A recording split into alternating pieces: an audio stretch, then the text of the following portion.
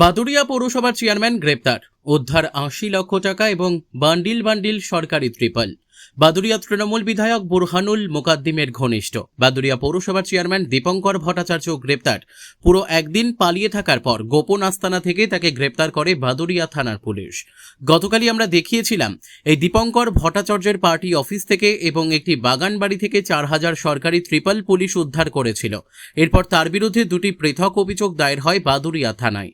গতকাল রাতে আবারও দীপঙ্কর ভট্টাচার্যের একটি কম্পিউটার সেন্টার থেকে উদ্ধার করে ৮০ লক্ষ টাকা ও বান্ডিল বান্ডিল সরকারি ত্রিপল এবং অন্য একটি গোপন আস্তানা থেকে দীপঙ্কর ভট্টাচার্যকেও গ্রেপ্তার করে পুলিশ।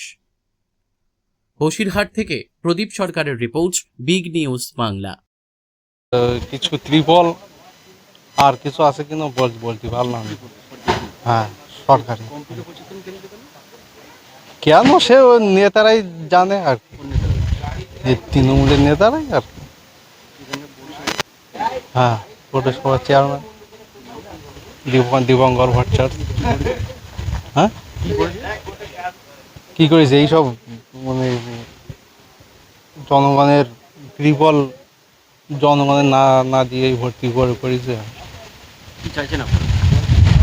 বাদুড়িয়ার এই ঘটনা অবশ্যম্ভাবী ছিল। তার কারণ তৃণমূল কংগ্রেস বিগত কয়েক বছর ধরে পৌর নির্বাচনকে প্রহসনে পরিণত করে আসছিল এবং এই ধরনের চেয়ারম্যান, কাউন্সিলর, তৃণমূল কংগ্রেস নেতারা পৌর নির্বাচন এলেই তাদের মনে মানুষকে সেবা করার এক অদ্ভুত তাগিদ জন্মাতো, যে তাগিদ নিয়ে তারা মানুষকে ভোটাধিকার থেকে বঞ্চিত করত। এরা বুথ লুট করত, এরা ছাপ্পা মারত, এরা মানুষকে ভয় দেখাতো, এরা সরকারি প্রকল্প বন্ধ করে দেওয়ার হুমকি দিত, প্রাণে মারারও হুমকি দিত। এরাই